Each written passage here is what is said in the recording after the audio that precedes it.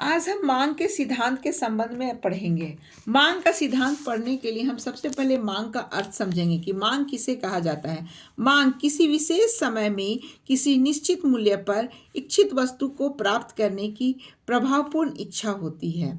इसे इंग्लिश में हम कह सकते हैं, demand is an effective desire to obtain certain commodity at certain price, place and time.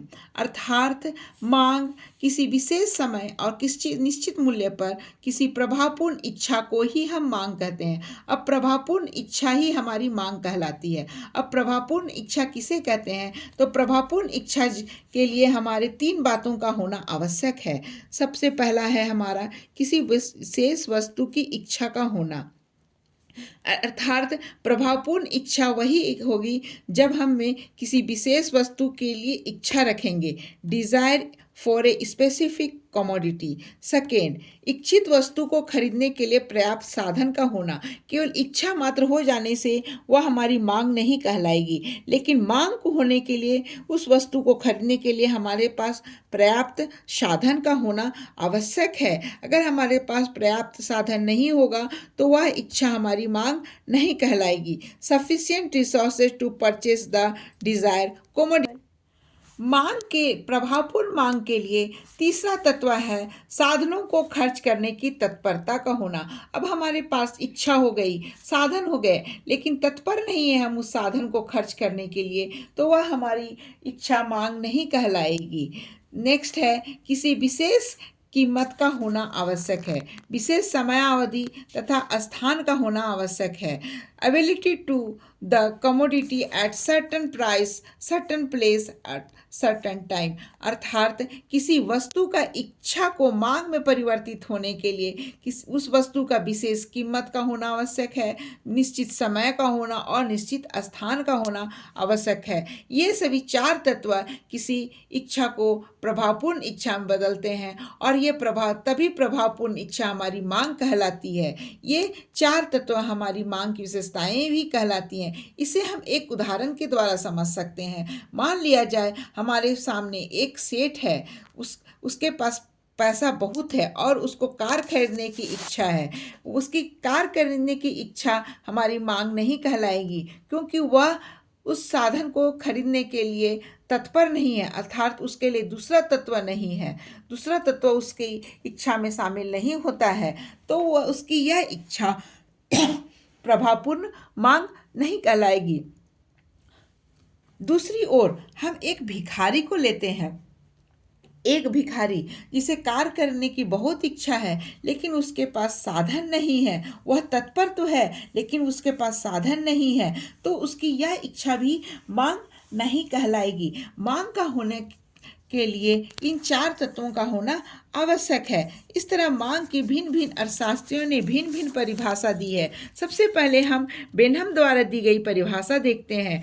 बेनहम ने उसकी परिभाषा दी है, the demand for anything at a given price is the amount of it which will be bought per unit of time at that price. अर्थात किसी वस्तु की किसी विशेष मूल्य पर मांग से तात्पर्य वस्तु विशेष की उस मात्रा से है जो कि किसी समय विशेष एवं मूल्य विशेष पर क्रय की जाती है। इसी तरह दूसरी परिभाषा बोबर के द्वारा, by the demand we mean the various quantities of a given commodity or services which consumers buy in one market in a given period of time at various prices। इसका अर्थ यह हुआ कि मांग से हमारा तात्पर्य किसी वस्तु विशेष या सेवा की विभिन्न मात्राओं से है जो कि उपभोक्ता किसी बाजार विशेष से किसी विशेष समय में भिन्न मूल्यों पर क्रय करते हैं।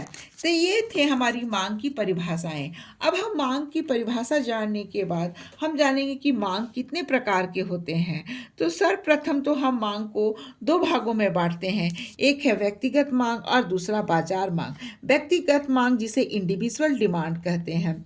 उपभोक्ता विशेष अथवा गृहस्थ विशेष द्वारा किसी वस्तु के विभिन्न कीमतों पर की जाने वाली वस्तु की मांग को हम व्यक्तिगत मांग कहते हैं। व्यक्तिगत मांग, दूसरे शब्दों में हम कह सकते हैं, साधारण बोलचाल की भाषा में हम कह सकते हैं कि व्यक्तिगत मांग वह है जो किसी व्यक्ति विशेष द्वारा विभिन्न कीमतों पर या प्रचलित कीमत पर मांग की जाती है, जिसे हम एक तालिका द्वारा यहाँ स्पष्ट करते हैं। यहाँ हम देखेंगे कि जैसे बाजार में दूध की कीमत है प्रति लीटर 5 रुपया, 4 रुपये, 3 रुपये और 2 रुपया।